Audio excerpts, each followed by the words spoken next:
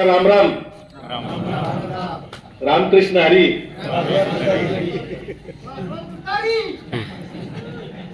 सलाम वालेकुम. Good afternoon. जय महाराष्ट्र, जय शिवाजी, जय जय भीम, जय मल्हार, जय सेवालाल, जय बसवांना. अजून अजून कुठलं राहिले? शरणात पाहुणं राहिलं. भवतु सर्व मंगलम. सगळ्यांचं भलं हो असा सगळ्याचा अर्थ आहे. आणि एवढे सगळे नमस्कार, खूप नमस्कार आहेत. एवढे सगळे नमस्कार घातल्याशिवाय आपला भारत देश पूर्ण होत नाही. आज या कार्यकर्ता मेळाव्याच्या निमित्ताने उपस्थित असलेले महाराष्ट्रातील एक ज्येष्ठ नेते आदरणीय पवार साहेबांच्या सोबत आयुष्यभर निष्ठेने राहिलेले तुमच्या जिल्ह्याचे पक्षाचे अध्यक्ष, जिल्हा परिषदेचे माजी अध्यक्ष, एक सुसंस्कृत प्रतिष्ठित स्वच्छ चारित्र्याचे नेते बलराम काका साठे, ज्यांनी आता माझ्या आधी भाषणं केली, ते तालुक्याचे अध्यक्ष. फार अभ्यासपूर्ण भाषणं केली तुम्ही दोघांनी सुद्धा. म्हणजे मी महाराष्ट्रभर फिरत असतो, महाराष्ट्राच्या प्रत्येक जिल्ह्यात तालुक्यात जात असतो. तालुका अध्यक्ष एका आमदारासारखं भाषण करतो हे मी फार कमी ठिकाणी पाहतो. आणि आता युवक यांनी जे भाषण केलं तेही त्याच तोडीचं भाषण करतात. त्यामुळे तुम्ही साधी भोळी लोक आहेत म्हणला, मला काही ते खरं वाटलं नाही. त्याचबरोबर इथे उपस्थित असलेल्या महिलांच्या अध्यक्षा, बाकीचे सगळेच पदाधिकारी, मी सगळ्यांचा नामोल्लेख करत नाही. पदाधिकारी फ्रंटल सेलचे सगळे आहेत. नाव एखादं राहिलं तर परत नाराजी पण येऊ शकते. त्यामुळे इथे मान्यवर जे बसले ते सगळे मान्यवर, गायकवाड, तुम्ही सगळे बाकीचे समोर बसलेले सगळे बिनीचे, हराचे, निष्ठेचे कार्यकर्ते, तुम्ही स्वतःसाठी सुद्धा स्वतःला टाळ्या वाजवायला. कारण लाचार व्हायला अक्कल लागत नाही, स्वाभिमानी राहायला अक्कल लागते. आणि तुम्ही सगळे स्वाभिमानी आहात म्हणून तुमच्यासाठी टाळ्या वाजवायला मी सांगितलं. लाचार व्हायला अक्कल लागते का? खरं सांग. मी मागच्या आठवड्यात मोहोळला येऊन गेलो. मोहोळच्या तालुक्याचा मेळावा झाला कार्यकर्त्यांचा तुमच्यासारखाच. काकांनी मला तिकडे बोलवल्यानंतर इकडे पुन्हा आग्रह त्याच दिवशी केला की इकडे तुम्हाला यायचंय म्हणून. मी तिथेच सांगितलं होतं या विधानसभा मतदारसंघाची 15 ऑगस्ट आपल्याला करायची. काहींना कळलंच नसेल काय 15 ऑगस्ट करायची. आमची असते की दरवर्षी 15 ऑगस्ट. 15 ऑगस्ट का साजरी करतो आपण? कुणाला स्वातंत्र्य मिळालं? या तालुक्याला मिळून द्यायचंय. भारताला स्वातंत्र्य मिळालं हो. तुम्हाला स्वातंत्र्य मिळालंय का? तुमच्या मतदारसंघात, या विधानसभा मतदारसंघात लोकशाही आहे का?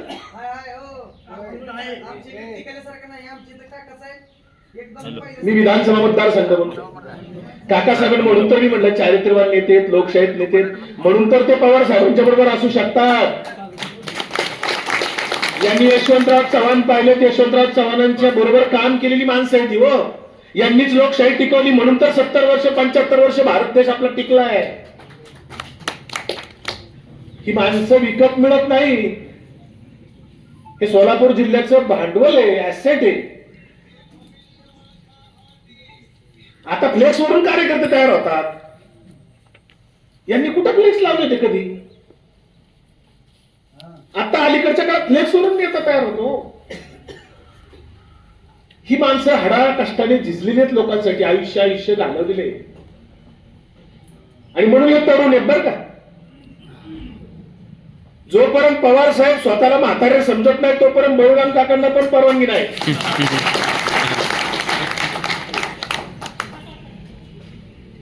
तरुण कोणाला म्हणतात? काय युवकाची व्याख्या आहे? युवक कोणाला म्हणावं? आचार्य दादा धर्माधिकारी बाबा आमटेंनी युवकाची व्याख्या त्या काळात केली होती 40 वर्षापूर्वी. युवक त्यालाच म्हणतात जो स्वतःची स्वप्न स्वतःच्या खांद्यावर घेऊन चालतो, जो सतत सकारात्मक विचार करतो, जो मान अपमानाची पर्वा करत नाही, जो सदैव लढायला तयार असतो, जो संघर्षाला घाबरत नाही, त्याला युवक म्हणतात. वय कोणतंही असो, मनाने युवक पाहिजेत. मला महाराष्ट्रात फिरत असताना 22-25 वर्षाचे म्हातारे रोज भेटतात. 22 वर्षाचा म्हातारा, 25 वर्षाचा म्हातारा, ज्येष्ठ नागरिक. म्हणजे काल दसरा झाला, शिलांगणाला नाही का गावच्या मंदिरापुढे भेटाभेटी असती ना, आमच्याकडे असती पुणे जिल्ह्यात. सगळे लोक गावचं सगळे गोळा होणार, मंदिरापुढे एकत्र येणार आणि मग ते आपटा सगळ्यांना आपण एकमेकांना देतो. आपट्यालाच आपण सोनं म्हणतो. ते सोनं आपण एकमेकाला देतो. तर सिनियर माणसं असेल तर तरुण पोरं त्यांच्याकडे जातात ना. पण अलीकडच्या काळात तरुण पोरांकडे सिनियर माणसं सतत भेटायला. मी म्हणजे माझ्या गावातला कालचा किस्सा सांगितला तर मी त्यांना म्हणायचो, ज्येष्ठ नागरिक नमस्कार. 22 वर्षाची म्हातारी, हे 83 वर्षाचे युवक आहेत. हे थकतच नाहीत. हे सकाळी 8 वाजता तयारच आहेत. मान अपमान कशाची पर्वा करत नाहीत. पदाची प्रतिष्ठेची कधी अपेक्षाही करत नाहीत. तुम्ही त्यांच्यासाठी पद मागवलं, मी काय निरोप द्यावा एका लहान कार्यकर्त्याने जे पवार साहेबांच्या बरोबर कॉन्टॅक्ट मध्ये आयुष्यभर आहे. पवार साहेबांचे विश्वासू सहकारी म्हणून सोलापूर जिल्ह्यात त्यांच्याकडे पाहिलं जातं. पवार साहेब त्यांचा योग्य सन्मान निश्चितपणे ठेवतील याची मला खात्री आहे. आणि सरकार आल्यानंतर आपल्या सगळ्यांनाच एक किंमत राहणार आहे. आणि म्हणून सरकार आणण्यासाठी आपल्याला सगळ्यांना काम करायचंय. आज आम्ही मेळावा बोलवलाय. काय काम करायचंय तुम्हालाही माहिती आहे. देईल तो उमेदवार महाविकास आघाडीचा जो कोणी असेल त्याला आपल्या गावात पहिल्यांदा आपण त्याला लीड द्यायची. आपल्या गावातल्या बूथवर, आपल्या गावातल्या बूथवरच जर आपण लीड दिलो नाही तर तालुक्यात कसं लीड मिळेल. म्हणून स्वतःच्या गावात पहिले लीड द्यायची. तुम्ही ठाम त्या ठिकाणी निर्धार करा, तयारी करा, मतदार याद्यांचं वाचन करा. तुमच्यापैकी कोण कोण बूथवर काम करायला तयार आहे. एकच हातवर आहे. 3-4 तुमच्या गावच्या बूथवर तुम्ही काम करायला तयार आहात. 10-12 हातवर आहेत फक्त. बाकीच्या गावचं बूथ कुणी चालवायचं. 10-12 लोकांच्यावर अख्खा 24 गावं कशी तयार होणार. 24 गावचे लोक आहेत नाही ते. 24 गावचे आहेत का. बूथ कमिट्या, तालुका अध्यक्ष जर आपण केल्या नसतील तर कराव्या लागतील. 10-12 लोकांनी हातवर केलाय. बाकीच्या गावच्या बूथचं काय करायचं. आपण नुसती भाषण करून चालणार नाही. त्या बूथ कमिटीच्या कार्यकर्त्यांना लोकसभेच्या आता जी इलेक्शनला मतदार यादी असेल ती मतदार यादी आपल्या गावात वाचन करा. मतदार यादी वाचन याच्यासाठी करायची की ती वाचल्यावर आपल्याला कळतं स्थलांतरित मतदार किती आहेत, बाहेरगावी असलेले, बोगस नावं किती आहेत, नाव नोंदणी नसलेले किती आहेत. याच बूथवरचं नाव दुसऱ्या यादीत गेले का काय तेही आपल्याला कळतं. बऱ्याच ठिकाणी असं झालेलं आहे. इकडची नावं त्या गावात, त्या गावची नावं त्या गावात झालेली आहेत. आणि मग याच्यातली आपल्या प्रेमातली किती आहेत, म्हणजे आपल्याला मानणारी किती आहेत, त्याच्या नावापुढं ए लिहा. जो काठावर आहे त्याच्या पुढे बी लिहा. आणि जो आपल्याकडे येण्याची शक्यता फारच कमी आहे त्याच्या पुढे सी लिहा. ए बी सी असे 3 वर्ग त्या मतदार यादीत तयार करा. मतदार यादीचं 10-12 जण तुम्ही जे काही कमिटी असेल त्यांनी ते वाटून घ्या. काठावरचा कुणाच्या प्रेमात आहे कुणाच्या नाही त्यांनी ते बघा. नावापुढे लिहायचं. समजा विकास लावंडेच्या ओळखीचा जो माणूस आहे त्याच्या पुढे व्ही लिहा. काठावरचा आहे ना तो, माझ्या प्रेमातलं तर मी आणील त्याला. सगळ्यांचं सगळ्यांशी पटतं असं नसतं ना गावात. गावात खरं पक्षच नसतो असं माझा सिद्धांत आहे. मी 35 वर्ष सार्वजनिक जीवन जगतो. महाराष्ट्र मी 10 वेळा फिरलोय. गावगाडा मी कोळून पेलेला कार्यकर्ता आहे. मी 3,000 रुपयात सरपंच झालेला माणूस आहे माझ्या गावात. 3,000 रुपयात हवेली तालुक्यात पुण्याजवळ, जिथं लाखोनी खर्च करतात सदस्य व्हायला. म्हणजे इकडे झेडपी सदस्याचा खर्च आमच्याकडे ग्रामपंचायत सदस्य करतो ग्रामपंचायत सदस्य व्हायला.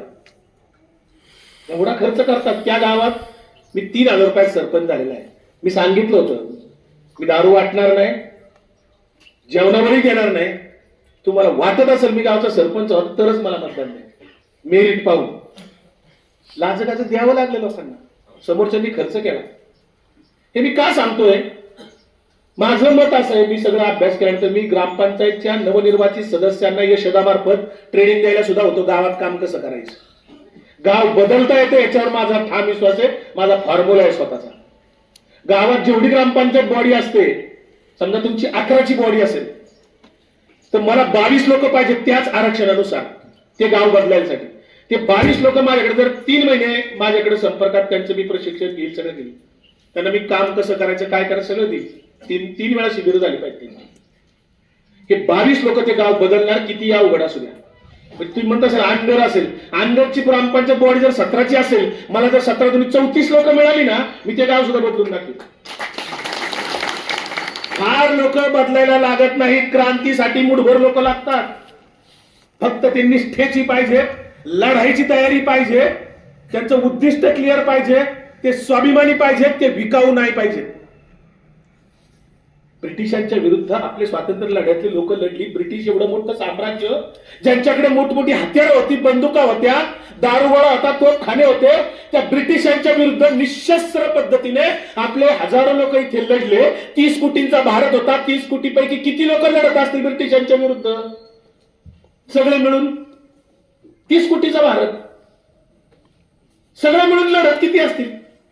हिंसक अहिंसक सगळ्या मार्गाने का व्हायला, कुठल्याही मार्गाने लढू द्या, कशाही लढू द्या, पण सगळे मिळून लढणारे किती असतील? अंदाज करा बरं. 30 कोटीपैकी एकूण 30 कोटी लढत होते का? अंदाज सांगा. काय आकडा कोणीतरी सांगा, कोणीतरी आकडा किती लढत असतील? 1 कोट. सगळे मिळून एखाद्या गांधींची सभा अटेंड केली तो पण धरू आपण. पण बाकीची 29 कोटी काय करत होती? तोच फॉर्म्युला इकडे. भारताने सत्याग्रहाचं हत्यार गांधीजींनी जगाला दिलं. सत्याग्रही पद्धतीने स्वातंत्र्य मिळवता येतं. मी स्वतः 100 पेक्षा जास्त आंदोलन केलेला कार्यकर्ता आहे. 2 महिने फुटपाथला बसण्याचा माझा अनुभव आहे. महाराष्ट्रातले डीएड झालेले पोरं 2010ला सीईटी पास झालेले, त्यांना सिलेक्शन झालेलं पण जॉईनिंग मिळत नव्हतं. 800 मुलं मुली घेऊन डीएड झालेले मी पुण्याच्या शिक्षण संचालकाच्या दारात बसलो होतो. तुमच्या सोलापूर जिल्ह्यातले सुद्धा 100-125 पोरं होती त्याच्यात. महाराष्ट्रातल्या प्रत्येक जिल्ह्यातली होती. 2 महिने फुटपाथला बसलो पण लढाई यशस्वी केला. सगळे 4200 पोरं महाराष्ट्रभर शिक्षक माझे आहेत. लढता येतं. लढायचं कसं याचं फक्त थोडस तंत्र माहित पाहिजे, जे गांधीजींनी जगाला दिले, सत्याग्रह नावाचं शास्त्र. का लढायचं हे कळलं पाहिजे. यांनी आता सांगितलं विधानसभा आपल्याला जिंकायची आहे, महाविकास आघाडीचं सरकार आणायचंय, महाविकास आघाडीचा आमदार इथून आपल्याला करायचं आहे, काका साहेबांच्या विचारांचा आमदार करायचा आहे, पवार साहेबांच्या विचाराचा आमदार इथे करायचा आहे. तो उठाभाषा काढणारा नको. कळलं उठाभाषा ना? काही ना कळलं नसेल कदाचित. कळलं ना? मी स्वातंत्र्याच्या गप्पा मारण्याचं कारण असं माझं निरीक्षण आहे. बरं झालं पक्ष फुटला, बरं झालं पक्ष फुटला. भ्रष्टवादी बाहेर गेली आणि निष्ठावंत प्रामाणिक काकासाहेबांसारखी माणसं महाराष्ट्रात पवार साहेबांच्यावर विचाराने बांधलेले लोक एका बाजूला, आता स्वच्छ चारित्र्याचे लोक पुढे आले. आता या भ्रष्टवादी लोकांनी संधीच नव्हती दिली हो, दबून राहिले होते लोक. अजितदादांनी मुक्कादम तयार केले. अहो तुमच्या मोहोळ तालुक्यात सुद्धा मुक्कादमच आहेत बरेच. मुक्कादम म्हणजे काय माहितीये का? मुक्कादम म्हणजे वरच्याला मुकान खालच्याला दम, त्याला मुक्कादम म्हणतात. असे मुक्कादम तुमच्या मोहोळ विधानसभा मतदारसंघात तुमच्या 24 गावात सुद्धा असतील. बघा मुक्कादम काढून 2-4 गाव असतील. वरच्याला मुकान खालच्याला दम आहेत ना. पवार साहेबांनी कार्यकर्ते तयार केले, मुक्कादम नाही तयार केले. म्हणून बारामती लोकसभा मतदारसंघात मी 2 महिने प्रचार होतो. सुप्रियाताईंचा प्रचाराचा प्रमुख मी तिथे होतो, समन्वयक होतो मुख्य. अजितदादाचे कार्यकर्ते आणि बघतो सगळे पदाधिकारी एका बाजूला होते हो. सुप्रियाताईंच्या बरोबर एक पदाधिकारी नव्हता, झेडपी सदस्य नव्हता, नगरसेवक नव्हता, कोणी नव्हतं. 80% सरपंच सुद्धा तिकडेच होते. एखाद दुसरा छोट्या गावचा सरपंच असायचा, पण कारखान्याचे डायरेक्टर आमके तमके सगळे लाभार्थी, ज्याला आम्ही तिकडे नाव पाडलं बलिदागी आहे, ती मलिदारी आणि दादाच्या बरोबर होती, त्याला आम्ही नाव काढलं मुक्कादम. मी स्वतःच त्याचा स्पोर्ट केला होता सगळा तिथे बारामतीमध्ये. मी त्या दिवशी मोहळा येताना मला एक जण तिथं हॉटेलमध्ये आम्ही थांबलो होतो, म्हटलं होते मालकाचा तालुका इथं बोलत नाही विरोधात कोणी ते. मला असं म्हणले, भीती दाखवली. म्हणलं असं हो म्हणले त्यांच्या विरोधात बोलत नाही कोणी, मालक येते. मालक म्हणलं एक कामावर गडी असतो, सालगडी, त्याला एक मालक असतो, हे मी ऐकले. लोकशाहीत कसला मालक कसं काही मला कळतच नाही. देशाला स्वातंत्र्य म्हणून झाली ना 75 वर्ष आता. मालक म्हणजे कुणीतरी गुलाम असल्याशिवाय मालक असू शकत नाही. कुणीतरी गुलाम आहे आणि गुलामीतनं बाहेर पडण्याचा आलाड आहे. आता ही संधी पहिल्यांदा आली. 2024 ची विधानसभा म्हणजे गुलामीतून या सामान्य जनतेला बाहेर पडण्याची वेळ आता आलेली आहे आणि त्याच्यासाठी तुम्हाला लढायचंय. महाराष्ट्राचं काय व्हायचं ते होईल. पण आदरणीय पवार साहेबांनी जो विडा उचललाय की या महायुती सरकारला गाडायचंय, कारण या महायुती सरकारने महाराष्ट्राचं वाटोळं केलंय, शेतकऱ्यांचं वाटोळं केलंय, बेरोजगारांच्या हातातला रोजगाराचा घास हिसकावून घेतलाय, गुजरातला पाठवला. ही लढाई आजची नाहीये, ही लढाई आपल्या साधू संतांपासून चालत आलेली आहे. संबंध महाराष्ट्रातला बहुजन समाज, कर्नाटक पासून सगळीकडे बहुजन समाज तुमच्या सोलापूर जिल्ह्यात पंढरीच्या पांडुरंगाच्या पायावर डोकं ठेवण्यासाठी येतो. तो बहुजनांचा देव तुमच्या जिल्ह्यात आहे पांडुरंग. त्याच वाळवंटामध्ये संत नामदेवांनी पहिलं कीर्तन या जगातलं केलं. आम्हा सापडलो वर्म करू भागवत धर्म असं म्हणाले आणि भगवत पताका खांद्यावर घेतली. क्रांतीची ज्योत होती ती, क्रांतीची पताका होती ती क्रांतीची. आणि म्हणून तेव्हापासून जो छळ चाललाय, संतांचा छळ झाला. पंढरपूरला तुम्ही जातच असाल, तुमच्या जिल्ह्यात आहे. संत चोखोबाची पायरी पहिले चोख व्हायचं. त्या काळामध्ये मंदिर प्रवेश नव्हता, म्हणून नामदेवांना वाळवंटात कीर्तन करावं लागलं. मंदिरात येऊनच देत नव्हते, म्हणून नामदेव पायरी आहे. चोखोबाला मंदिरात आलं म्हणून मारहाण झालेली आहे त्या काळात. ती परंपरा आजही आहे, कमी अधिक प्रमाणात. अस्पृश्यता होती आणि म्हणून चोखोबाचं पहिलं दर्शन घ्यावं लागतं. आता चोखोबा पहिलं चोख व्हा, मग नाम आणि मन पांडुरंग. पण आता दर्शन बारीक तिकडून झाल्यामुळे वरून डायरेक्ट आतच जाते. चोखोबा नामदेव नवीन लोकांना माहितच नाही. हे का सांगतोय मी? हा संघर्ष गौतम बुद्धांपासून चालत आलेला आहे. ही वर्ण वर्चस्ववादाची लढाई आहे. मी रात्रीच व्हिडिओ बनवला युट्यूबला, तुम्ही नंतर काढून बघा. माझं सत्याग्रही नावाचं युट्यूब चॅनल आहे, सत्याग्रही. युट्यूबला तुम्ही नंतर बघा. मी रात्रीच व्हिडिओ बनवलाय. देवेंद्र फडणवीसांनी महाराष्ट्रभरात फ्लेक्स लावल्यात, किमान 2000 होर्डिंग लावल्यात मोठमोठे. हायवेला लावल्यात, शहरात लावल्यात. काय फ्लेक्स लावलाय देवेंद्र फडणवीसांनी? निनावी लावलेत, कुणाचं नाव नाही त्याच्यावर, चिन्ह नाही, काही नाही. मोठे होर्डिंग लावल्यात, 2000 होर्डिंग. कोट्यवधी रुपये खर्च केल्यात, किमान 10 कोटी खर्च केले असतील. महाराष्ट्रासाठी झटला, बहुजनांसाठी राबला, म्हणून प्रस्थापितांना खुपला, असे होर्डिंग लागले. सोलापुरात लागला असेल कुठेतरी, कुणीतरी वाचलं आहे बघा, मोठे होर्डिंग आहेत. ही दिशाभूल करणार आहे. मित्रांनो, बहुजनांसाठी हा झटलाच नाही, हा अभिजनांसाठी झटला. हा महाराष्ट्रासाठी राबलाच नाही, हा गुजरातसाठी राबला. आणि प्रस्थापितांना नाही खुपला, सामान्य लोकांना खुपला, कारण हा स्वतःच प्रस्थापित आहे. कारण हा म्हणतो, बीजेपी म्हणते, RSS म्हणते की राजसत्तेपेक्षा धर्मसत्ता श्रेष्ठ असते. धर्मसत्ता कोणाच्या ताब्यात आहे? तुमच्या ताब्यात आहे का? धर्मसत्तेत तुम्हाला कोणाला अधिकार आहे का? नाही. आणि म्हणून वारकरी संप्रदाय निर्माण झाला इथे. आमच्या बहुजनातले संत निर्माण झाले. 18 पगड जातीतले संत आपले, सावतोबा, चोखोबा, गोरोबा काका, सगळे चेक करा तुम्ही. गाडगे महाराजांपर्यंत, तुकडोजी महाराजांपर्यंत, जनाबाई पासून संत नरहरी सोनार, संत कबीर, संत शेख महम्मद श्रीगोंद्याचे, सगळ्या जाती धर्माचे संत होऊन गेलेले. या संतांनी संघर्ष कोणाशी केला? या संतांना त्रास कुणी दिला? मुसलमानांनी त्रास दिला का? मोगलांनी त्रास दिला का संतांना? तुकाराम महाराजांच्या गाथा कोणी उडवल्या? छत्रपती शिवाजी राजांच्या राज्याभिषेकाला पहिला विरोध कोणी केला? की जे म्हटले, शिवाजी राजांना म्हटले, अहो राज्याभिषेक राजपुत्राचा करतात, तुम्ही सरदार पुत्र आहात, तुम्ही राजपुत्र नाही, त्यामुळे तुमचा राज्याभिषेक होऊ शकत नाही. आणि म्हणून राज्याभिषेकाला विरोध केला. उत्तर भारतात आणावा लागला,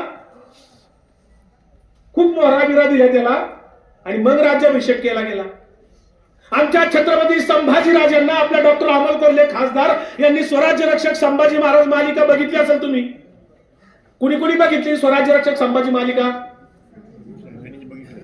तुम्हाला त्याच्यातलं पात्र आठवत असेल, अनाजी पंत. हे अनाजी पंत ते मालिका निर्माण व्हायच्या आधी तुम्हाला माहिती होता का? त्या अनाजी पंताला संभाजी राजांनी हत्तीच्या पायाखाली दिलं. का दिलं हे सगळं इतिहासात मी जात नाही, पण जो काही त्रास संभाजी राजांना दिला, शंभू राजांना शिवाजी महाराजांच्या अंत्यविधीला येऊ दिलं नाही. इथपर्यंत प्रचंड त्रास दिला. ती अनाजी पंताची पिलावळ आजही जिवंत आहे. याचं कारण असं, आमच्या महात्मा फुल्यांना, सावित्रीबाई फुल्यांच्या अंगावर शेण चिखल मारणारे कोण होते? कुणी सावित्रीबाईंना छळलं? सावित्रीबाईंनी मुलींसाठी पहिली शाळा महात्मा फुल्यांनी काढल्यानंतर सावित्रीबाईंना एक साडी घरातून निसून जावं लागत होतं, दुसरी साडी येताना परत नेसावं लागत होतं. रस्त्याने अंगावर शेण चिखल टाकलं जात होतं. कोण टाकत होते? मुस्लिम टाकत होते का? ख्रिश्चन टाकत होते का? कुणी राष्ट्रपिता महात्मा गांधींचा खून केला? ज्या महात्मा गांधींनी देशासाठी बॅरिस्टरची कपडे फेकून दिली, अस्पृश्यता चळवळ निर्माण केली, भंगीमुक्ती चळवळ निर्माण केली, स्वातंत्र्यासाठी उघडा हिंडला हा माणूस, ज्याला ब्रिटिश म्हणत होते one man army. One man army ज्याला म्हणून ब्रिटिश संबोधत होते, त्या महात्मा गांधींचा खून ब्रिटिशांनी नाही केला. आणि कोण नथुराम गोडसेचा उदो उदो करतो तुम्हालाही माहिती आहे, सोशल मीडियात तुम्ही बघत असाल. नथुराम गोडसेचा उदो उदो करणारी पिलावळ कोणाची आहे? कुणी डॉक्टर बाबासाहेब आंबेडकरांना बौद्ध धर्म स्वीकारायला लावला, भाग पाडलं का? बौद्ध धर्माच्या तिकडे कालच झालं ना, धम्मचक्र प्रवर्तन दिन कालच झाला. याच्यावर कधी अभ्यास केलाय आपण? का बाबासाहेबांना धर्मांतर करावं लागलं? कोणाची मक्तेदारी होती? आणि म्हणून हे मोहन भागवत असतील, देवेंद्र फडणवीस असतील, ही सगळी भारतीय जनता पार्टीची विचारसरणी, RSS ची विचारसरणी म्हणते की राजसत्तेपेक्षा धर्मसत्ता श्रेष्ठ असते. त्यांचं काढून बघा तुम्ही, रेकॉर्ड, भाषण गुगलवर सगळं उपलब्ध आहे. मी माझ्या पदरचं सांगत नाही. आणि जर धर्मसत्ता श्रेष्ठ आहे तर भारताचं संविधान मग आपोआप दुय्यम ठरतं. मनुस्मृती श्रेष्ठ ठरते. मनुस्मृती तुमच्यासाठी नाही. तुम्ही आम्ही शूद्र आहोत. आणि म्हणून छत्रपती शाहू महाराजांना सुद्धा त्रास झाला. लोकमान्य टिळक शाहू महाराजांचा वेदोक्त आणि पुराणोक्त प्रकरण काढून बघा, गुगलवर आहे, युट्यूबवर तुम्हाला बघायला मिळेल. छत्रपती शाहू महाराज जेव्हा पंचगंगेच्या तीरावर श्रावण महिन्यामध्ये स्नानाला जायचे, तेव्हा त्यांचा भटजी होता, पुरोहित होता, तो पुराणोक्त मंत्र म्हणायला लागला.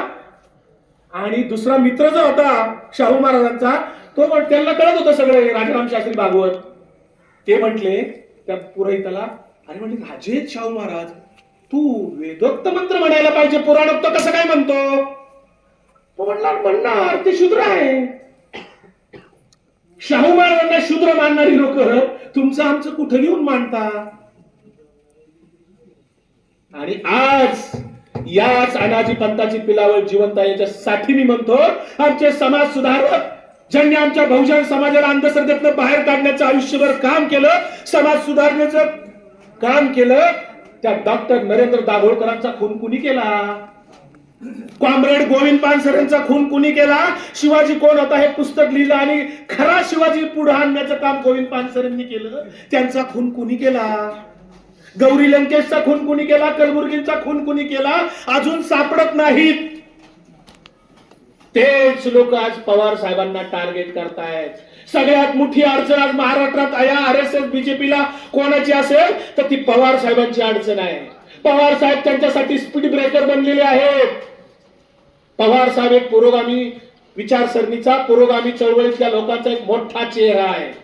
पवार साहेब ही व्यक्ती नाही, पवार साहेब एक विचार आहेत, लक्षात ठेवा, जे 60 वर्ष त्या विचारांनी जगतायत आणि कार्यरत आहेत. पवार साहेबांना या वयात सुद्धा का पाळावं लागतं, का संघर्ष करतायत पवार साहेब?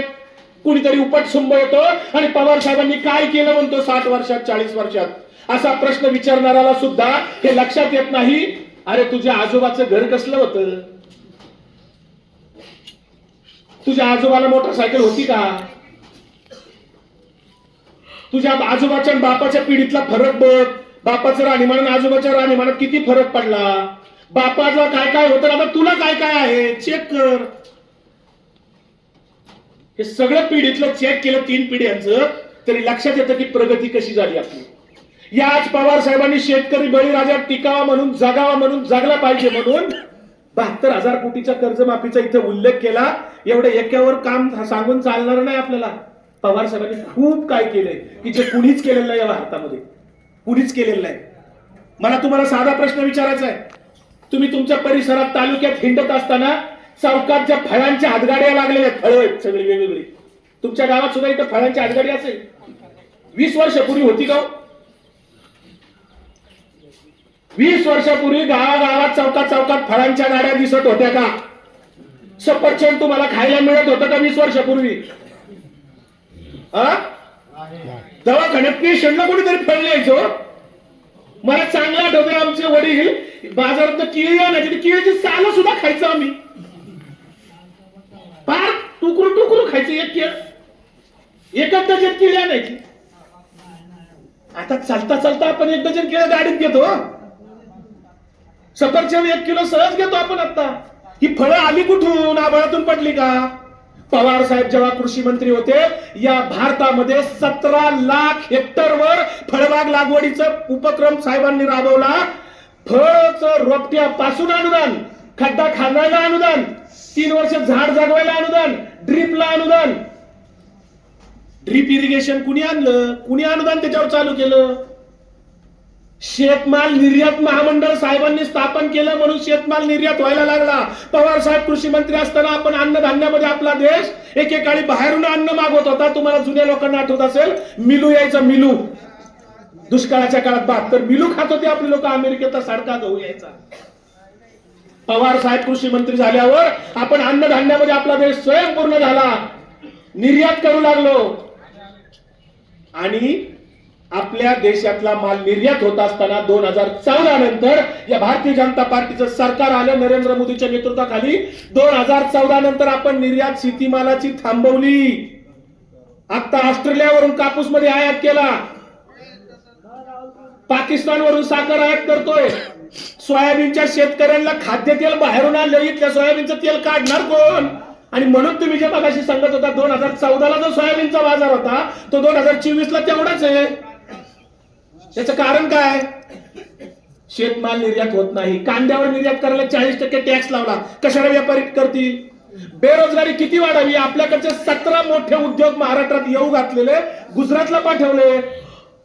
गुजरातमध्ये गेले उद्योग, तुमचा रोजगार काढून घेतला. तुमच्या घरादारात प्रत्येकाच्या कुटुंबात एक पोरगा शिकलेला आहे, त्याच्या हाताला रोजगार मिळाला असता. लाखो तरुण आज बेरोजगारीपासून वंचित राहिले, रोजगारापासून वंचित राहिले, बेरोजगार बनले. हे कुणामुळं? लाडकी बहीण योजना ही सांगतात. अरे लाडकी बहीण ज्या खात्याने निर्माण केली, महिला बाल कल्याण खातं, ते महिला बाल कल्याण खातं सरकारमध्ये या भारतामध्ये पहिल्यांदा शरद पवार साहेबांनी निर्माण केलं. महिला बाल कल्याण डिपार्टमेंट, महिला आयोग निर्माण केला, महिला आर्थिक विकास महामंडळ निर्माण केलं. महिलांना स्थानिक स्वराज्य संस्थांच्या मध्ये आरक्षण दिलं. सुरुवातीला 33%, नंतर 50%. पवार साहेब संरक्षण मंत्री असताना मिलिटरीमध्ये, आर्मी, नेव्ही, एअरफोर्स मध्ये महिलांना स्थान मिळालं. 11% आरक्षण दिलं महिलांना. आज आपल्याला ज्या पायलट मुली दिसतात, इथं जे आता काल विमान कोसळलं, 140 लोकांचा जीव वाचला, ती पायलट मुलगी शितोळे आपल्या पुणे जिल्ह्यातली इकडचीच आहे. ती मुलगी पायलट कोणामुळे बनली? पवार साहेबांनी. याच्या आधी संरक्षण मंत्री अनेक होऊन गेले, पण पवार साहेबांनी तो निर्णय घेतला. मुली आज पोलीस खात्यात मुली दिसतात, कोणामुळे दिसतात? पलीकडच्या महिलांना तुम्ही विचारा, महिला आयोगाच्या काही रील स्टार महिला आहेत, त्यांना विचारा ते महिला आयोग निर्माण कोणी केलं? त्या आदिती तटकरेला विचारा, तू लाडकी बहीण योजना म्हणते, ते महिला बाल कल्याण खातं साहेबांनी निर्माण केलं म्हणून योजना आणू शकला तुम्ही. साहेबांची कामं सांगायची मला 1 तास लागेल, 1 तास लागेल, एवढी साहेबांची कामं आहेत. आरक्षणाबद्दल मी सांगतो, खूप उलटे सुलटे काहीतरी चर्चा केल्या जातात. सैनिक लढायला जाताना निशंक लढला पाहिजे. विधानसभेला जर तुमचा आमदार तुम्हाला निवडून आणायचा असेल तर तुम्ही निशंक पाहिजे. तुमच्या डोक्यात शंका असेल तर तुम्ही लढणार नाही, तुमच्या बूथवर तुम्ही काम करणार नाही. आरक्षणाबद्दल प्रचंड गैरसमज करतायत. मी जे मागाशी सांगत होतो, ब्राह्मण क्षत्रिय वैश्य शूद्र ही वर्ण व्यवस्था मनुस्मृती मानते. आपण म्हणतो समता, शिवशाहू फुले आंबेडकरांचा विचार, आपण म्हणतो समता, ते म्हणतात समरसता. काल मोहन भागवतांचं तिकडचं नागपूरचं भाषण तुम्ही ऐका, ते समरसता शब्द वापरतात, समता म्हणत नाहीत. जे आपल्या भारताच्या राज्यघटनेमध्ये समता, बंधुता, सामाजिक न्याय म्हणतो, आपण म्हणतो समता, ते म्हणतात समरसता. समता आणि समरसतेतला फरक तुम्हाला सांगतो. समता म्हणजे आपल्यातले जे भेदाभेद आहेत, जात, धर्म, लिंग, पंथ, हे सगळे भेदाभेद विसरून आपण एकत्र येणं, एका लेवलला येणं, त्याला म्हणतात समता. आणि समरसता म्हणजे त्यांच्या व्याख्येत समरसता म्हणजे आपली जात, धर्म, पंथ, लिंग जे काय आहे ना ते तसंच ठेवू आणि एकत्र येऊ, त्याला म्हणतात समरसता. मिक्स फ्रूट ज्यूस असं होईल का? किती बुद्धिभेद करतात बघा. आणि म्हणून त्यांनी काय केलं, त्यांना एक कळलं, आता महाराष्ट्रातलं सरकार येत नाहीये, सगळे सर्वे सांगतात येत नाही. त्यांनी ओबीसींना सांगितलं मराठा तुमचा शत्रू आहे. आणि मराठ्यांना एकनाथ शिंदेनी सांगितलं निरोप पाठवून, मंत्री पाठवून, की ओबीसी तुमचा शत्रू आहे. इकडे छगन भुजबळांना सांगितलं मंत्री पदावरून ओबीसींना पेटवा. ओबीसी आणि मराठा वाद लावून दिला, जो कधी नव्हता. काका साहेबांना नवल लागतं की असं कधी नव्हतं. आता लोक एकमेकात, तुमचे तालुका अध्यक्ष मगाशी म्हणजे लोक एकमेकाकडे आता तू कोणत्या जातीचं बघायला लागली. हॉटेलमध्ये बसलं तर ते कोणत्या जातीचं असं आडनावरनं तर जात खायला लागली. मी सांगूनच टाकतो, एक गोष्ट आहे या वर्ण व्यवस्थेची. ब्राह्मण, क्षत्रिय, वैश्य आणि शूद्र ही वर्ण व्यवस्था आपण नाकारतो. शिवशाहू फुले आंबेडकर नाकारतात. आपल्या संतांनी नाकारली. संत तुकाराम महाराज म्हणले विष्णुमय जग वैष्णवांचा धर्म, भेदाभेद भ्रम अमंगळ. भेदाभेद अमंगळ आहे, हे जग विष्णुमय आहे. ज्ञानेश्वर महाराज म्हणले हे विश्वची माझे घर. पसायदानामध्ये पहिला शब्द आहे, आता विश्वात्मके देवे, म्हणजे विश्वात्मकाला देव मानलं. आमच्या संतांनी वर्ण व्यवस्था नाकारली, जाती व्यवस्था नाकारली. तुकाराम महाराज म्हणले सकळाशी येथे आहे अधिकार, कलियुगी उद्धार हरीच्या नामे. कर्मकांड नाकारलं. हरिपाठ तिथं म्हणणारे कुणी आहेत का? हरिपाठ कुणाला होतं तुमच्यापैकी? हरिपाठामध्ये ज्ञानेश्वर माऊली म्हणतात कर्मकांड अंधश्रद्धेच्या समाजाला अडकवलेला संतांनी बाहेर काढायचं काम केलं. संत ज्ञानेश्वर महाराज हरिपाठात म्हणतात योग याग विधी येणे नो हे सिद्धी, वायाची उपाधी दंभ धर्म. योग याग विधी काही करू नका, विनाकारण तुम्हाला अहंकार पैदा होईल. पूर्वीच्या काळी काय व्हायचं, 80 सालाच्या अगोदरची नावं काढून बघा. सगळ्यांनी लक्ष द्या. हे तुम्ही तुम्हाला कोणी ऐकवलं नसेल, तुम्ही कधी ऐकलं नसेल. 80-75 सालाच्या अगोदरची नावं काढून बघा. नावं ब्राह्मण कुळात जर जन्माला आलेला असेल तर त्याचं नाव बघा कशी असतात. त्याचं नाव सुगंध आणि पावित्र्याशी संबंधित ठेवलं जाईल. म्हणजे त्याचं नाव घेताच आपल्याला असं वाटतं किती सुगंधी असेल, किती पवित्र असेल, देवत्व असेल. म्हणून मग देवेंद्र, कौस्तुभ, मकरंद अशी नाव. त्याचं नाव घेतच असं वाटतं किती पवित्र आहे. क्षत्रिय कुळात जर जन्माला आला वर्णामध्ये तर त्याचं नाव असं ठेवायचं की भीती वाटली पाहिजे समोरच्याला. तो काय लुकडा का असं 2 बुक्की का खाली पडा ना, पण त्याचं नाव असं ठेवायचं की तो पुढचा घाबरला पाहिजे. फारच हे असं संग्राम सिंह, विजय सिंह, इकडचे नाही बरं, जय सिंह. सिंह नावात सिंह घालायचं म्हणजे पुढचा डा भरलाच पाहिजे. नाव घेतात म्हणजे अशी हिंस्र पाण्याशी संबंधित भीतीदायक नावं क्षत्रियांची ठेवायची. आणि वैश्य कुळात जर जन्माला आला तर त्याचं बारशाला नाव ठेवायचं. त्याचं नाव घेतात असं वाटलं पाहिजे हा हिरो माणिक मोती श्रीमंतच असला पाहिजे. ती व्याजाने का पैसे वापरणार, पण त्याचं नाव घेतात असं वाटलं पाहिजे. हिराचंद, माणिकचंद, रूपचंद, कोणाची नाव आहे? एखादा हिराचंद कांबळे आहे का? माणिकचंद साठी आहे का एखादा? हा, सांगा ना. हिराचंद, हिरा, माणिक, मोती, पाचू याच्याशी संबंधित नाव वैश्यांची ठेवायची, कारण ते व्यापारी असतात. ते नाव घेतात आपल्याला वाटतं श्रीमंतच असला पाहिजे. हिराचंद, हिरा. आणि शूद्रामध्ये जर जन्माला आला त्याचा बारशाचा तर पत्ताच नाही हो. काय संबंध शूद्रांच्या बारशाचा? तर शूद्र या भारतामध्ये किती टक्के आहे कधी विचार केलाय का आपण? भारताच्या लोकसंख्येमध्ये 72% लोक शूद्र आणि अतिशूद्र आहेत. किती टक्के?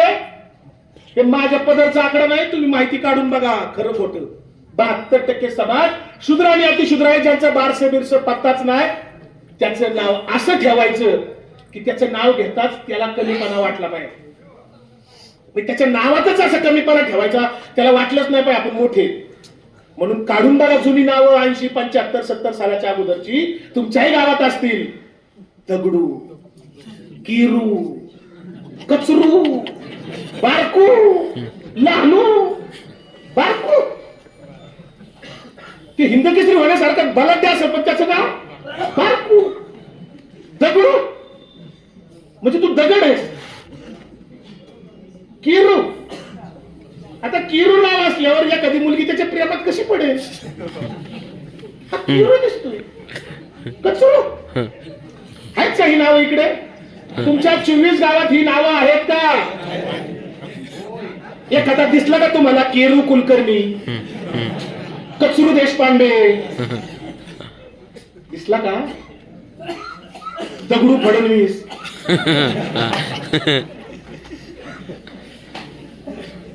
ही हजारो वर्षाची परंपरा आपल्यावर आहे. 5000 वर्ष आपल्याला असं गुलामीत ठेवलेलं आहे. सांस्कृतिक दृष्ट्या आपण गुलाम बनवलं, वैचारिक दृष्ट्या गुलाम बनवलं गेलं. हे हजारो वर्षाची लढाई पवार साहेब लढतायत, यशवंतराव चव्हाण लढले, त्याच्या आधी शिवशाहू फुले आंबेडकर लढले. म्हणून त्यांचं महत्व महाराष्ट्राला आहे, म्हणून आपण पुरोगामी महाराष्ट्र बोलतो. त्यांच्या वाटचालीवर, त्यांच्या विचारावर आपल्याला लढायचंय. भारतीय जनता पार्टीला, RSS ला विरोध याच्यासाठी करायचा आहे, त्यांचा आपला बांधाला बांधणं आहे. फडणवीसांनी माझं काही हिसकलेलं नाही, पण माझ्या बांधवांना, माझ्या बहुजन समाजाला जर सांस्कृतिक दृष्ट्या गुलामगिरीत ठेवणार असतील, त्या गुलामीत ठेवलेल्या आमच्या बहुजनांना आम्ही बाहेर काढल्याशिवाय राहणार नाही. आणि म्हणून गुलामीत ठेवणाऱ्याच्या विरोधात आम्ही लढणार. तुम्ही लढायला तयार आहात का? पवार साहेब त्यासाठी लढतात. शरद पवारांचा विचार, शरद पवारांचा विचार, पवार साहेबांचा विचार, फुले आंबेडकरांचा विचार, विचार कोणता विचार? पुरोगामी म्हणजे कोणाला पुरोगामी म्हणतात? पुरोगामी म्हणजे जो जात पात धर्म लिंग हे सगळे भेदाभेद विसरून सर्वांना माणुसकीच्या दृष्टीने बघतो, मानवतेच्या दृष्टिकोनातून बघतो, वैज्ञानिक दृष्टिकोन विचार करतो, अंधश्रद्धा कर्मकांड याला मुठमाती देतो, वैज्ञानिक दृष्टिकोन सतसत विवेक बुद्धीने विचार करतो, त्याला पुरोगामी विचार म्हणतात. आणि जो मागासलेला विचार आहे, जो हिंसक विचार आहे, ज्याच्यामध्ये जात पात धर्म भेदाभेद पाळले जातात, जिथे कर्मकांड अंधश्रद्धा पाळली जाते, त्याला प्रतिगामी विचार म्हणतात. तर स्वतःला तपासून बघा, आपण प्रतिगामी आहेत का पुरोगामी आहेत? संत पुरोगामी होते आपले सगळे संत. पुराणाविषयी सगळं मी प्रवचन पण करतो बरं का 2 तास. आता नाही करणार, पण संत आणि आपलं काम वेगळं नाही बरं का. आपल्या समाज सुधारकांनी, संतांनी जे विचार मांडले, जे काम केलं, तेच काम पुढे घेऊन चाललंय. संतांनी राजधर्म आपल्याला पाळायला सांगितला, म्हणून संत जगद्गुरु तुकाराम महाराजांनी छत्रपती शिवाजीराजांच्या भेटीत राजधर्माचं पालन शिवाजी महाराजांना मार्गदर्शन तुकाराम महाराजांनी तिथं केलं. म्हणून भक्ती शक्ती एकत्र आलीच पाहिजे. म्हणून वारकरी संप्रदाय आपला बहुजनांचा आहे. म्हणून कुंभमेळ्यातली लोक पंढरपूरला येत नाही. परवा साईबाबाला फेकून दिला उत्तर प्रदेशमध्ये, मंदिरात मूर्त्या तोडून फोडून टाकल्या. बातम्या वाचा 3 दिवसापूर्वीच्या. उत्तर प्रदेश मधल्या 4-5 मंदिरामध्ये साईबाबाची मूर्ती होती, तोडून फोडून बाहेर टाकली. म्हणले साईबाबा मुस्लिम होता म्हणून तोडून काढलं बाहेर. काढून बघा युट्यूबवर बातम्या नंतर कार्यक्रम संपल्यावर. हे जे काय सगळं चाललंय, महात्मा फुले, याच्यावर फार वेळ आहे ना आपल्याला. नाहीतर माझं चाललं रंगातून तुम्ही कटाळले असाल. मी इतक्या लांब म्हणाले, मला असं वाटतं तुमच्याशी गप्पा झाल्याच पाहिजे. मी भाषण नाही करत आहे बरं का, महात्मा फुले आपल्यापैकी कुणी कुणी वाचले? एक आहे,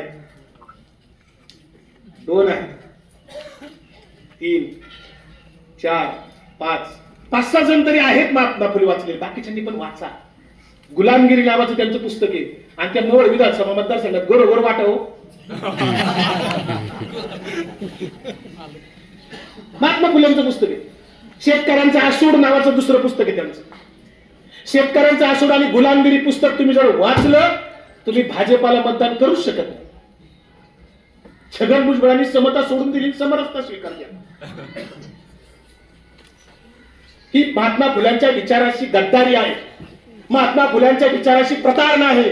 ज्यांना महात्मा फुल्यांना ज्यांनी छळलं त्यांच्या पार्टीत तुम्ही बरोबर बसणार? महात्मा फुल्यांनी एका ठिकाणी असं सांगितलं, मला सांगा तुमच्यापैकी जे सिनियर लोक आहेत ज्यांचं वय 50-60च्या पुढे गेलं असेल, आता असे काही लोक आहेत तिथे टोपीवाले, सगळ्या टोपीवाल्यांना प्रश्न आहे, तुमचं लग्न जन्मपत्रिका पाहून ठरलं का? खरं सांगा. जन्मतारखेचा पत्ताच नाही लिहिलेली कुठं का कशाचं काय आलंय. आमच्या निम्म्या महाराष्ट्राचा वाढदिवस 1 जूनला असतो. आता पत्रिका का बघा, आता पत्रिका बघून लग्न ठरवतात. 33 गुण जुळले, 32 गुण जुळले, 36 गुण जुळले, तरी घटस्फोट होतोय, तरी एवढा बायकोचं पटत नाही.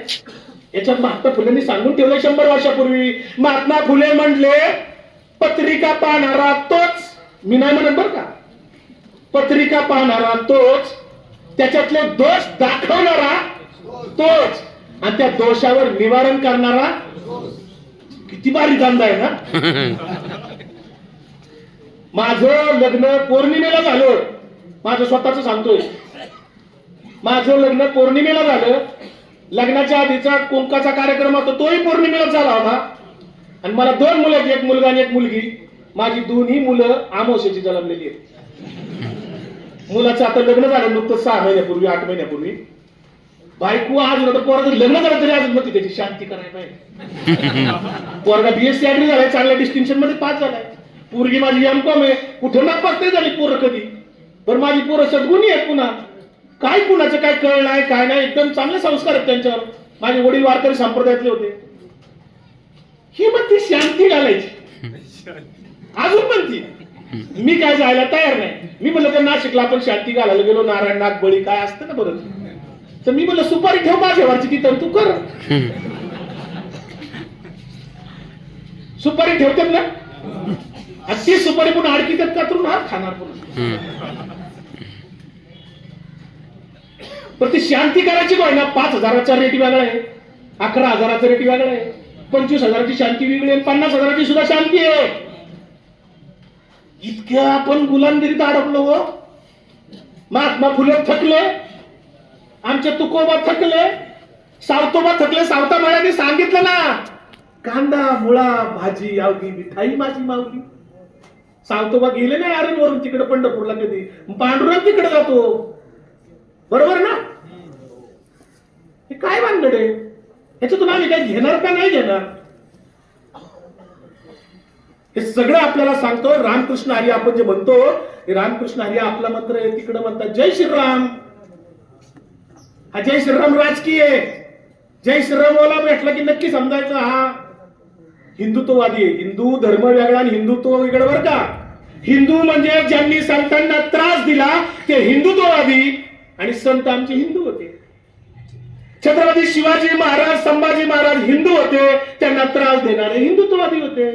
महात्मा फुले, सावित्रीबाई फुले हिंदू होते, त्यांना त्रास देणारे हिंदुत्ववादी होते. महात्मा गांधी हिंदू होते, त्यांचा खून करणारा हिंदुत्ववादी होता. दाभोळकर, पानसरे, कलबुर्गी हिंदू होते, त्यांचा खून करणारे हिंदुत्ववादी होते. पवार साहेब हिंदूचे, त्यांना त्रास देणारे हिंदुत्ववादी आहेत. इतकी साधी व्याख्या लक्षात घ्या. रामाबद्दल सांगतो, महात्मा गांधींना प्रार्थनेच्या वेळेस एका कार्यकर्त्याने प्रश्न विचारला, बापूजी तुम्ही जे राम रहीम म्हणता त्या रामाचं नाव घेता, ते कोणत्या रामाचं नाव घेता? महात्मा गांधी म्हणले, दशरथ राजाने ज्या कारणामुळे स्वतःच्या मुलाचं नाव राम ठेवलं त्या रामाचं मी नाव घेतोय. ते कोणता राम? तो आत्माराम. देह देवाचे मंदिर, आत्मा परमेश्वर. आत्म्याला परमेश्वर म्हटले. माऊली म्हणतात कोणाचे घर कोणाचा हा देह, आत्मा राम त्याचा तोची झाले, म्हणजे आत्म्याला राम म्हटले. तुकाराम महाराज म्हणले जे का रंजले गांजले त्यासी म्हणे जो आपुले, तोची साधुवळ खवा देव तीर्थीची जाणावा. तीर्थी दोंडा पाणी देव रोकडा सज्जनी. तीर्थाला फक्त दोंडा पाणी आहे तुकाराम महाराज म्हणले. मी नाही म्हणलो. एक तर हे बघा, तुम्हाला ठरवावं लागेल आज इथं. तुम्ही पांडुरंगाच्या भूमीतले सोलापूर जिल्ह्यातले सगळेजण, तुम्हाला आज ठरवावंच लागेल. एक तर मंबाजीच्या पार्टीत राहायचं का तुकाराम महाराजच्या पार्टीत राहायचं ठरवा. आनाजी पंताच्या पार्टीत राहायचं का संभाजी महाराजांच्या पार्टीत राहायचं ठरवा. नथुराम गोडसेच्या पार्टीत राहायचं का गांधींच्या पार्टीत राहायचं ठरवा. बाबासाहेब आंबेडकरांच्या पार्टीत राहायचं का त्यांना धर्मांतर करायला लावणाऱ्यांच्या बाजूने राहायचं. हे सगळं ठरवावं लागेल. हे जर आम्ही ठरवलं नाही मनोमन तर ही लढाई आम्हाला कळणार नाही. ही लढाई केवळ आता विधानसभेचा आमदार करण्यापुरती मर्यादित नाही. ही लढाई खूप मोठी आहे. म्हणून पवार साहेब 84 वर्षी हा महाराष्ट्र अडचणीत असताना, हा महाराष्ट्र कर्जबाजारी झालेला असताना, या महाराष्ट्रातली बेरोजगारी वाढलेली असताना, या महाराष्ट्रातला शेतकरी कष्टकरी नागवला जात असताना, या राज्यातल्या आया बहिणी सुरक्षित नसताना पवार साहेब कसे शांत राहू शकतात. आणि म्हणून पवार साहेबांना त्याच्यासाठी साथ द्यायची आपल्याला. पवार साहेबांच्या नंतर असा नेता पुन्हा होणे नाही. एक नेता तयार व्हायला इतके वर्ष लागतात, सोपं नाही. आज 6 महिन्यात नेता तयार होतो फ्लेक्स लावून. इथं 40-40, 60-60 वर्ष घासलेली माणसं आहेत. एका तत्वानी, एका विचाराने. मग अशीच गप्पा मारताना ऑफिसमध्ये आमची चर्चा झाली. अध्यक्षांना मी म्हणत होतो की शिकलेल्या माणसाचा आणि शहाणपणाचा काही संबंध असतोच असं नाही बरं का. जुनी माणसं शिकलेली कमी होती, नव्हती मी, पण शहाणी होती. पण शिकलेला माणूस फार शहाणा असेल असं काही समजायचे कारण शहाणपण हे अंगभूत असतं. समंजसपणा, शहाणपणा ही वेगळी गोष्ट आहे. पूर्वी 5 जण गाव चालवायचे, अंगी शहाणपण होतं. त्यामुळं आपल्याला सगळ्यांना याचा अभ्यास करावा लागेल. मित्रांनो, एक शेवटची गोष्ट सांगतो आणि मी प्रश्न उत्तर, शक्य असेल तुमची इच्छा असेल तर प्रश्न उत्तर, कुठलाही प्रश्न विचारा जगातला, मी तुमच्याशी बोलायला तयार आहे. पण एक त्याच्या आधी गोष्ट सांगतो. ही गोष्ट महत्वाची, मी सगळीकडे सांगत असतो. नाही, 2 गोष्टी छोट्या छोट्या. एक पहिली गोष्ट, राष्ट्रवादी जेव्हा आपण म्हणतो ना, राष्ट्रवादी आणि शरद पवार हे जेव्हा नाव घेतो आपण, तेव्हा ते कुठे आहे नाव आणि कुठं असायला पाहिजे आपण हे मी थोडक्यात सांगतो. जन्मता आपण एक माणूस असतो. आपण जन्मल्या आपल्या होती कुटुंब नावाचं रिंगण तयार होतं. म्हणजे पवार कुटुंब, लवांडे कुटुंब, साठे कुटुंब, गायकवाड कुटुंब, कुटुंबाचं रिंगण असतं आपल्या होती. ते लहान बाळ असतं 6 वर्षाचं, ते म्हणतं माझे, आमच्या कुटुंबात ती वस्तू ती त्याची त्याला वाटते. त्या कुटुंबाचं रिंगण तोडून तो 12 वर्षाचा पोरगा झाल्यानंतर तो म्हणतो त्याच्या भोवती दुसरं रिंगण तयार असतं, ते असतं भावकीचं रिंगण. तो म्हणतो पवार कोण कोण आहेत ना, मग ते आपले. गायकवाड कोण कोण आहेत ना, मग ते आपले. साठे कोण कोण आहेत ना, ते आपले. मार्तंडे कोण कोण आहेत ना, ते आपले. भावकीचं रिंगण. ते भावकीचं रिंगण तोडून तो 18 वर्षाचा पुढे आल्यानंतर मोठा होतो, तेव्हा त्याच्या भोवती तिसरं रिंगण तयार असतं, ते असतं जातीचं रिंगण. त्या रिंगणात तो वावरतो. तो म्हणतो कोणत्या का कुटुंबातला असे ना, कोणत्या का भावकीतला असे ना, पण आपल्या जातीचा आहे ना, एपी आहे ना, एपी म्हणजे आपल्यापैकी आहे ना. ते तिसरं रिंगण तोडून, ते रिंगण खूप जाड असतं जातीचं, इतकं सहज तुटत नाही. ते रिंगण तोडून तो बाहेर पडतो, तेव्हा 4थं रिंगण त्याच्या भोवती तयार असतं, ते असतं भाषेचं आणि प्रांताचं रिंगण. जिथं राज ठाकरेची मनसे सुरू होते तिथंच संपते. ते भाषेचं प्रांताचं रिंगण तोडून 5वं रिंगण आपल्या भोवती तयार असतं.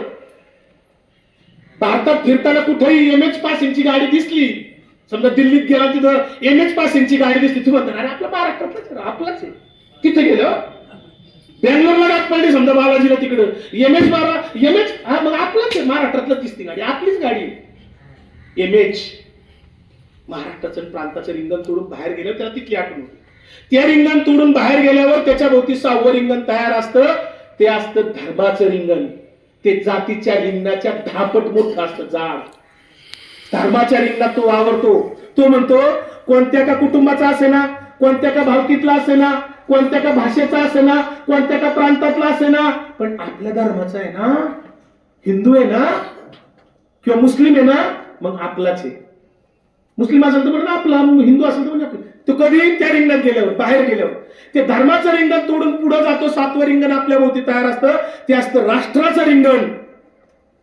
आणि मग ही 5 मैली 6 रिंग तोडून भावकीचं रिंगण, जातीचं रिंगण, भाषेचं रिंगण, प्रांताचं रिंगण, धर्माचं रिंगण तोडून पलीकडे जो काम करतो तो राष्ट्रवादी असतो. तिथे शरद पवार साहेब सुरू होतात.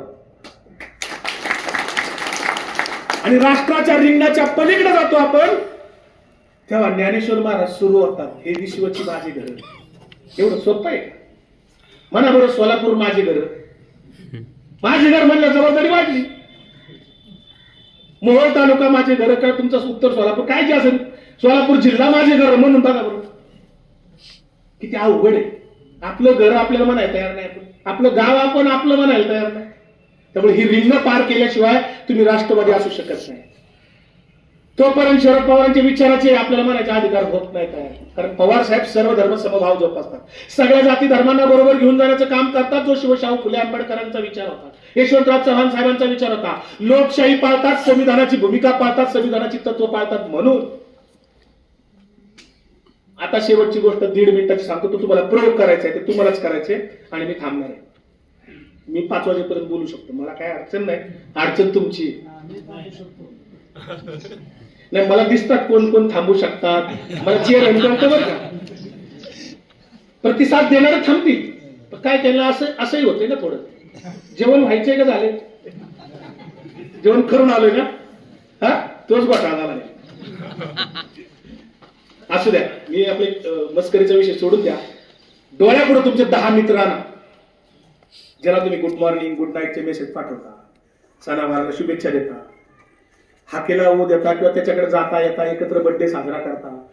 अशा 10 मित्रांची डोळ्यापुढे नाव आणा. आणली का? बळबळ नको. मित्र आहेत ना तुम्हाला? मित्र आहेत का? 10 मित्र बर्थडेला येणारे 10 मित्र डोळ्यापुढे नाव आणा.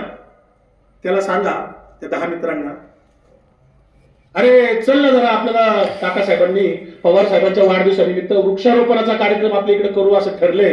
पवार साहेबांच्या वाढदिवसानिमित्त काकासाहेबांनी प्रोग्राम दिलाय की वाढदिवसानिमित्त आपल्याला वृक्षारोपण करायचंय. महाराष्ट्रामध्ये, देशामध्ये, जगामध्ये पर्यावरणाचा खूप प्रश्न गंभीर बनलाय. आपण जरा वृक्षारोपण करू, चल ना जरा. त्या 10 मित्रांना तुमच्या सांगून बघा. त्यातले 3 मित्र तुम्हाला असे म्हणणार, काय करायची झाड लावून, कवर झाड लावायची, कोण पाणी घालायचं, आणि कवा झाड ती जगायची, आणि कवा पर्यावरण राखायचं. 3 जण 10 मधली अशी म्हणणार तुम्हाला. तुम्हाला वाटत जाऊ दे, याच्या आवडीचं काम नसेल, त्याला दुसरं काम सांगून बघा. अरे आता आपल्या जरा इकडे सगळ्यांना आरोग्य तपासणी करू, जरा ज्येष्ठ नागरिकांची. काकासाहेबांच्या वाढदिवसानिमित्त युवक कार्यकर्त्यांनी जरा कार्यक्रम ठेवलाय की ज्येष्ठ नागरिकांची आरोग्य तपासणी करायची आपल्या भागातल्या, तालुक्यातल्या. त्या 10 मित्रांना परत सांगून बघा. त्यातली 3 जण पुन्हा असं म्हणणार, काय करायची त्यांची आरोग्य तपासणी करून, त्यांची पोरं नाही का त्यांना तपासायला, आणि आपण तपासलं तर त्याला नीट कोण करणार, आणि ती कवा आता परत चालल्या त्यांच्या नदी उगावऱ्या. रडकं मरकत बोलणार. तुम्हाला वाटत त्याला ते काम आवडीचं नसेल, त्याला 3रं काम सांगून बघा. अरे महाराष्ट्र शासनाचा ग्राम स्वच्छता अभियान आपल्याला पुरस्कार मिळायचा, आपल्या गावात जरा स्वच्छता अभियान राबवूया आपण जरा, चल येतो का तू? त्या 10 पैकी 3 जण पुन्हा अशी म्हणणार, काय करायची स्वच्छता करून, आपण कवर झाडणार, घाण करणारी करणारच, आणि आपण कवर झाडायचं. त्याला तुम्ही कोणतं काम सांगून बघा, ते रडकं मरकं निगेटिव्ह सारखं रडत आहे. ते फक्त एका गोष्टीला नाही म्हणत नाही, जेवायला नाही म्हणत. ते इकडचं जेवतंय, तिकडचं जेवतंय, सत्यनारायण जेवतंय, जागरण गोंधळ जेवतंय, व्हेज खातंय, नॉन व्हेज खातंय. त्याला तुम्ही नुसतं म्हणा, अरे आता तिकडे मिळावं ना, आपल्याला जायचे जेवायचे डावे येतात, हा चला येतो ना, ते 100 बनले येत निघते, गाडीत बसते लगेच. आता यांच्यावर नाराज होऊ नका. हे काम सांगितलं नाही काम म्हणतात. अध्यक्ष, असे कोणते जर कार्यकर्ते आता इथं नसतील कुणी, पण जे कोणी तालुक्यात असतील, तुम्ही सांगितलं ते जर का रडक मरक निगेटिव्ह बोलत असतील, तर तुमच्या 10 मित्रांच्या आयांना जाऊन भेटा तुम्ही सगळेजण. त्याच्या गैरहजेरीत बरं का, त्याच्या गैरहजेरीत तुमच्या मित्राच्या आईला भेटा. घरात जाऊन शांतपणे इकडच्या तिकडच्या गप्पा मारा, मांडी घालून काकू काकू मावशी मावशी असं गोड बोला जरा, आणि म्हणा काकू काकू मावशी मावशी माझं मित्र झाला म्हणून तेव्हा केवढं होतं. ती म्हणून बाबा तुला म्हणून सांगते, कोणाला सांगू नको, एवढंच होतं, जगतंय का मरतंय मरतय का जगतय, मेलं नाही म्हणून जगलंय. आणि ते अंगणवाडीत खिचडी खाते, शालेय पोषण आहार खाते, मग कसं तरी थोडं सशक्त झाले. आता ही मोठी झाल्यावर ओळखायची कशी की जन्मता खूप कुपोषित होतं. जन्मता बाळाचं वजन 6 पाऊंडाचं पाहिजे, जुन्या काळात म्हणायचे. आता म्हणतात 3 किलो पाहिजे. जुनी लोक काय म्हणायची, 6 पाऊंडाचं बाळ जन्माला आलं पाहिजे, बरोबर ना. म्हणजे आत्ताच्या भाषेत 3 किलो जन्माला आलं पाहिजे. तर ही कुपोषित होती. जर का ती रडकं मरकं निगेटिव्ह बोलली, याच्यावर नाराज होऊ नका. एवढंच समजा ही जन्मता 3 पाऊंडाचं होतं. नाराज होऊन करणार काय तुम्ही. जन्मता 3 पाऊंडाचं होतं म्हणजे कुपोषित होतं. ते कसं कसं मोठं झालंय. आणि असा भारताला 35% लोकांचा लोड आहे. महाराष्ट्रात 32% 34% आहेतच. आता महाराष्ट्रात 32-34% आहेत म्हणले, सोलापूर जिल्ह्यात सुद्धा असणार. आता इथं कोणी नसेल बरं का 3 पाऊंडाचं.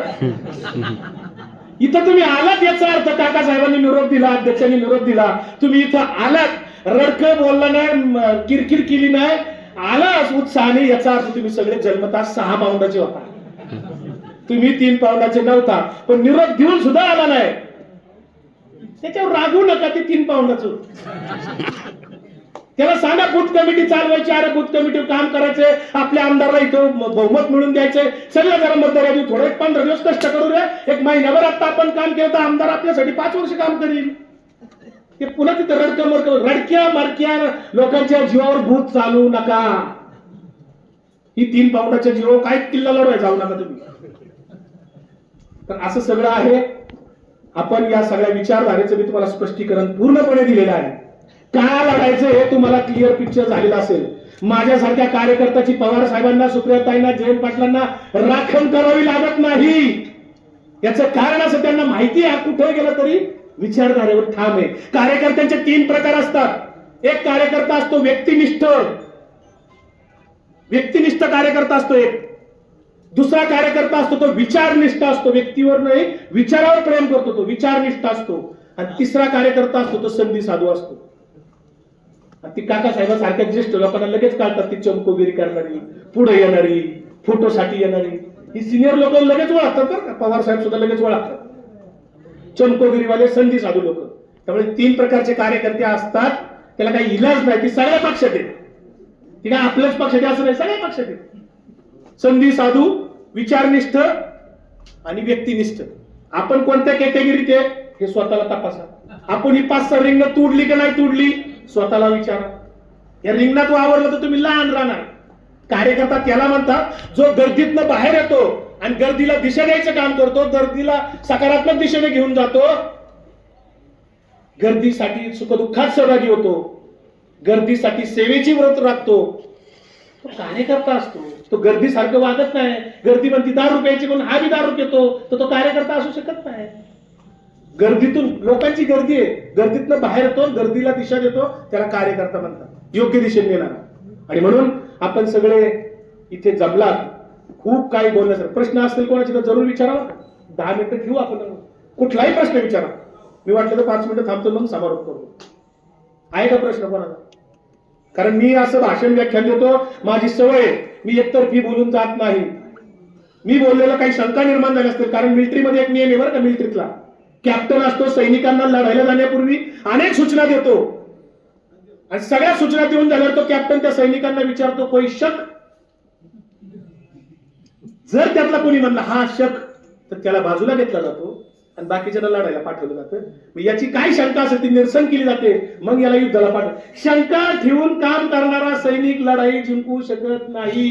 पण तुम्ही आता ज्या लोकशाहीच्या युद्धाला निघालेला आहात, की लोकशाहीच्या आपल्याला एक मतदानाच्या रूपात एक लढाई जिंकायची आहे, तुम्हाला निशंक होऊन जावं लागेल, तरच तुम्ही खऱ्या अर्थाने चांगलं काम करू शकाल. म्हणून काय प्रश्न असेल तर जरूर विचारा.